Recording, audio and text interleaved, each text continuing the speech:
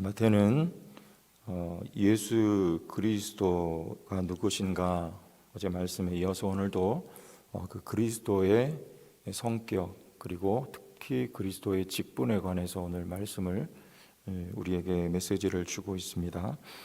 17장에 우리가 너무나 잘 알고 있는 이 변화산의 이야기가 나오는데요.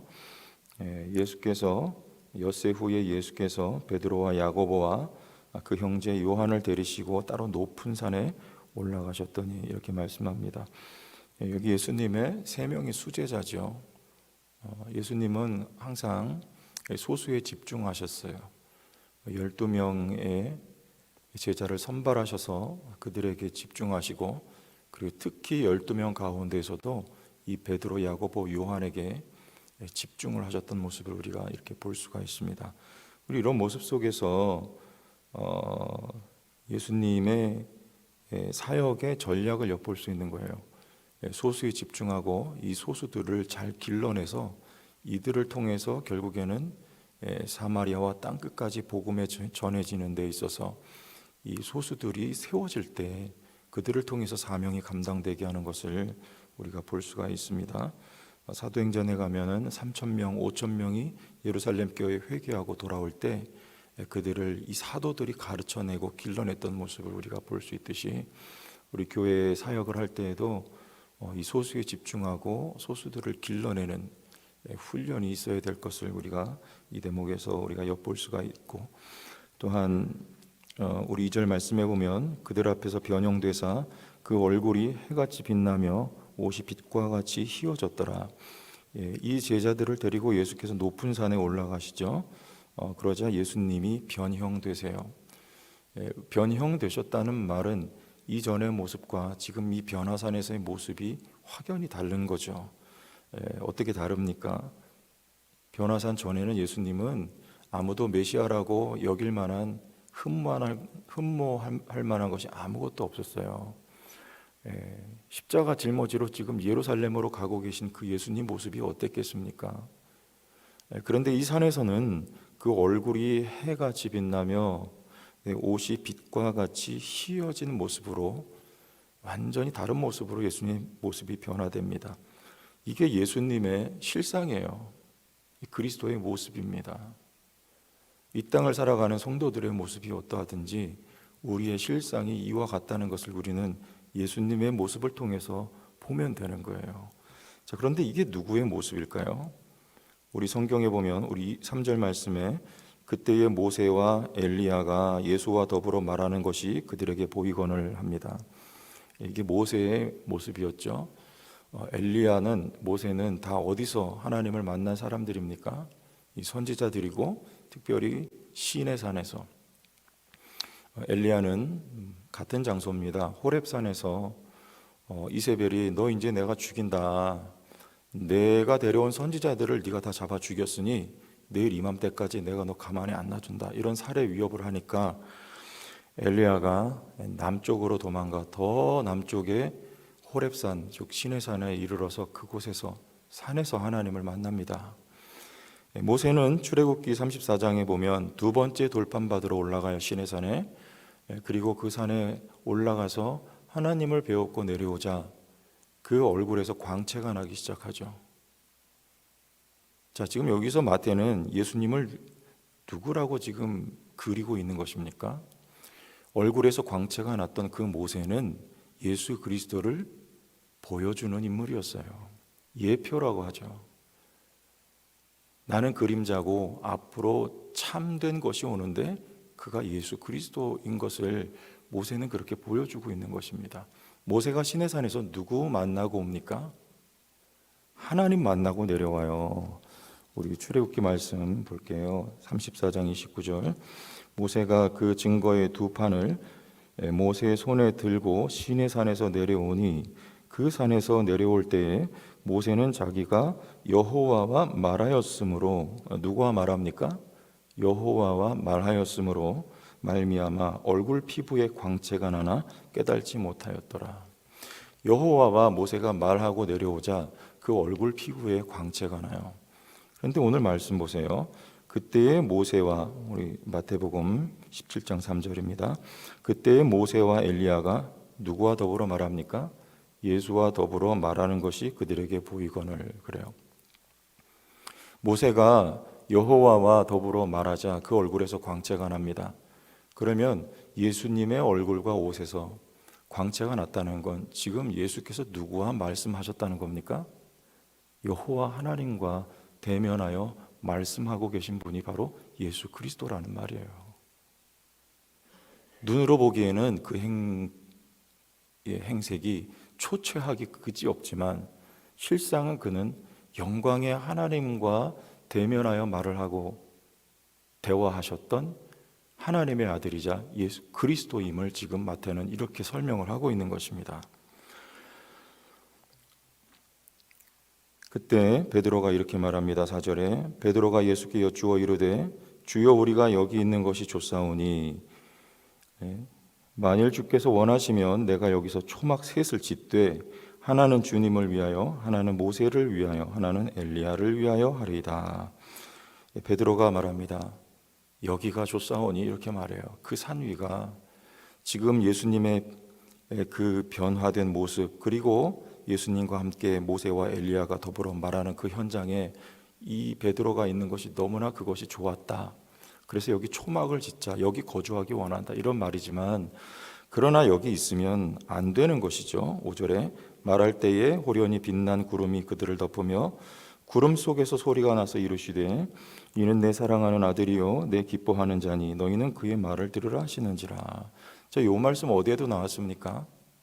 예수께서 세례 요한에게 세례를 받고 올라오시자 비둘기같이 성령이 그 위에 임하시면서 하늘에서 났던 음성과 같습니다. 그건 왕의 대관식을 말하는 것이고 동시에 이제 왕으로서 선지자로서 제사장으로서 예수께서 사명을 가지고 이제 그 사명을 위하여 살아가실 것을 말씀하고 있는 거예요. 뭡니까? 사명이죠.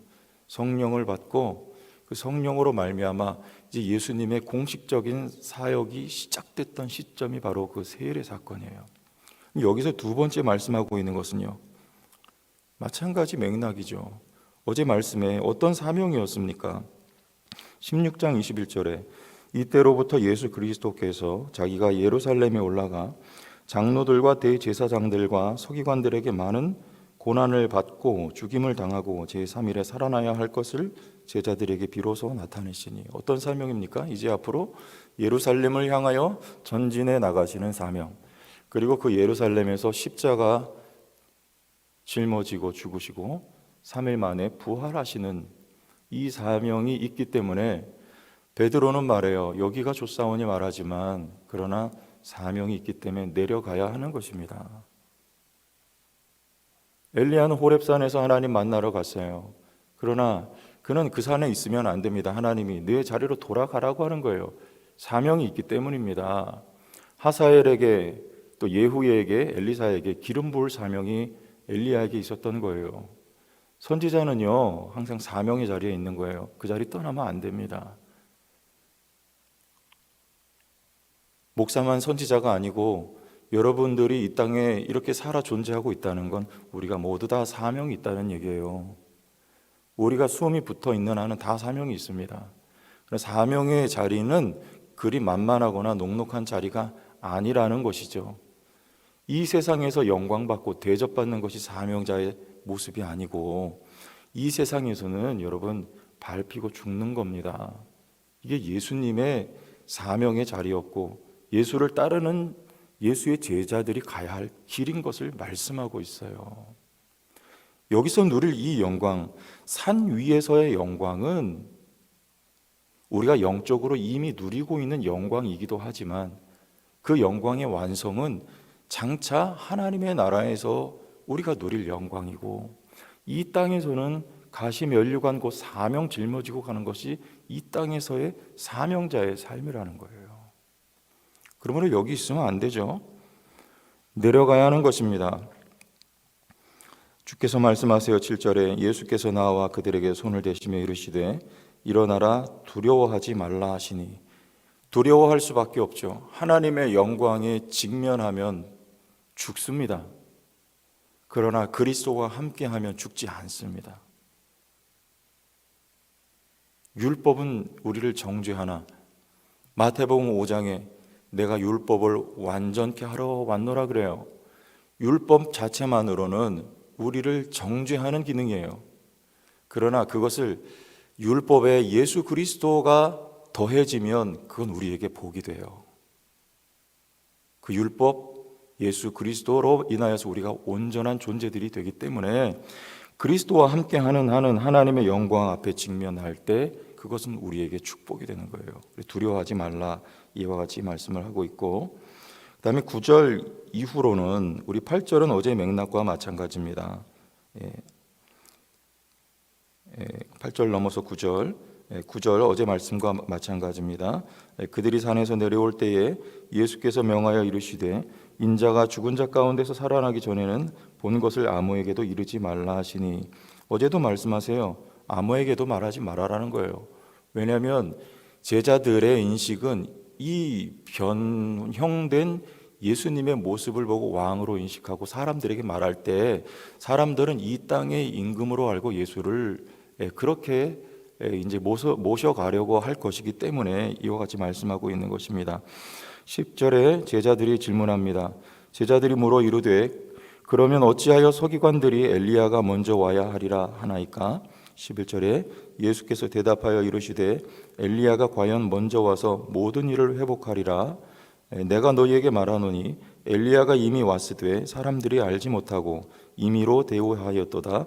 인자도 이와 같이 그들에게 고난을 받으리라 하시니, 여기 이제 엘리야가 대화의 주제가 되죠. 엘리야를 말라기 말씀해 보면 엘리야가 먼저 와서 이제 그리스도의 길을 예비할 것이다, 이런 내용이 나옵니다. 그래서 제자들이 물어 엘리야가 먼저 와야 하리라 그랬는데 예수께서 말씀하시는 엘리야가 이미 왔을 때 사람들이 임의로 대우했다. 세례 요한을 말씀하고 있는 거죠.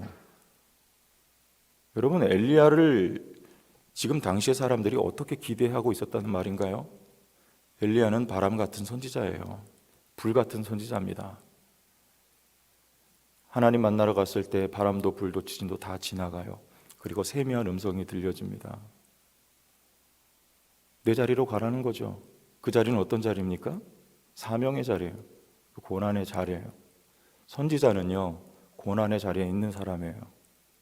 근데 사람들은요, 그런 엘리야를 기대하고 있었던 거죠. 바람 같은 선지자, 능력의 선지자. 엘리야는 실제로 바람 속에 승천할 때 회리바람 가운데 승천합니다. 지금 당시의 사람들은 그런 선지자를 기대하고 있었고 그런 메시아를 기다리고 있었던 거예요. 그러나 그런 모습이 아니자 세례 요한은 어디서 살았습니까? 광야에서 메뚜기와 석청 먹고 살아요. 어디 바람 같은 선지자입니까? 헤롯 빌립의 죄를 지적하면서 그는 순교를 당하고 말죠. 그러나 그처럼 사람들은 인자도 그와 같이 대우하리라는 것입니다. 그들이 기다렸던 메시아는 마치 그런 엘리야와 같은 메시아를 기다렸지만, 그러나 사람들의 기대와는 달리 힘없이 연약하게 십자가 짊어지는 예수 그리스도의 모습을 누가 대우하고 누가 영접하겠는가 말이에요. 그럼에도 불구하고 이것이 참 선지자의 직분인 것을 우리에게 말씀하고 있는 거예요.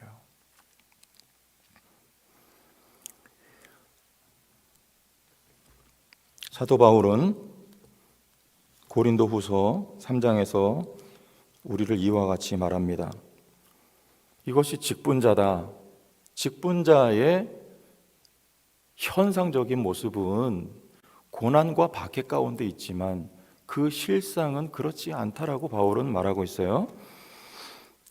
고린도후서 3장 13절입니다. 우리는 모세가 이스라엘 자손들에게 장차 없어질 것의 결국을 주목하지 못하게 하려고 수건을 그 얼굴에 쓴 것 같이 아니하노라 그래요. 여러분, 모세의 얼굴에 광채가 날 때 모세가 어떻게 합니까? 수건으로 그 얼굴을 가려요. 왜요? 첫째는 백성들이 하나님의 영광을 대면하면 안 되기 때문이고, 두 번째는 그것이 실상이 아니기 때문에 그래요. 장차 오실 그리스도가 실제이기 때문에 모세는 그 얼굴에 수건을 가립니다. 그러나 그들의 마음이 완고하여 오늘까지도 구약을 읽을 때에 그 수건이 벗겨지지 아니하고 있으니 그 수건은 그리스도 안에서 없어질 것이라. 왜요? 그리스도가 실체이기 때문에. 15절에 오늘까지 모세의 글을 읽을 때에 수건이 그 마음을 덮었도다. 그러나 언제든지 주께로 돌아가면 그 수건이 벗겨지리라. 주의 영이 주는 영이시니 주의 영이 계신 곳에는 자유가 있느니라. 우리 18절 다 같이 읽어볼까요? 우리가 다 수건을 벗은 얼굴로 거울을 보는 것 같이 주의 영광을 보매 그와 같은 형상으로 변화하여 영광에서 영광에 이르니 곧 주의 영으로 말미암음이니라. 우리의 형상이, 우리의 모습이, 예수님의 현상적인 모습은요, 종의 모습이고 고난받는 모습이고 사람들에게 짓밟힐 수밖에 없는 그런 누추한 모습이었어요. 그러나 그의 실상은요, 해같이 빛나는 모습이었던 것처럼. 바울은 말해요, 우리가 직분자라는 거예요, 지금 바울이. 그러나 이 고린도 후서가 쓰여진 배경이 뭡니까? 성도들에게 바울이 온갖 억측을 당하고, 천하의 바울도 성도들에 의해서 여러분 고난받고 있는 거예요. 바울은 말해요, 4장에 들어가서 우리가 사방으로 우겨싸움을 당하여도 쌓이지 아니하며 답답한 일을 당하여 낙심하지 아니. 지금 참 직분자, 참 선지자가 당한 현실이 이런 거예요.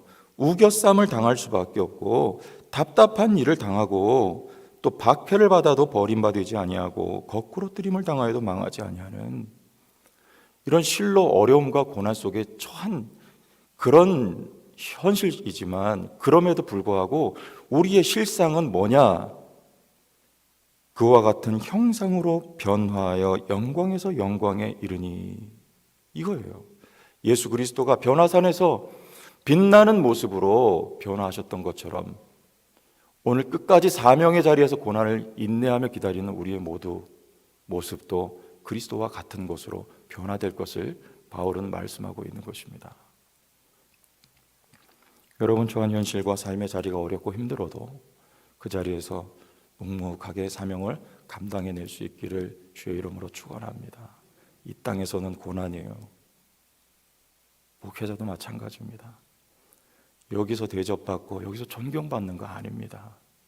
우리 주님 앞에 가면 거기서 대접받고 거기서 인정받는 거예요.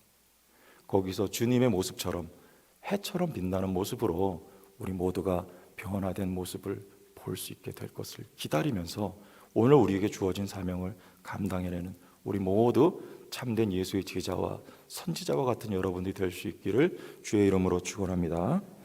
하나님 은혜를 감사합니다.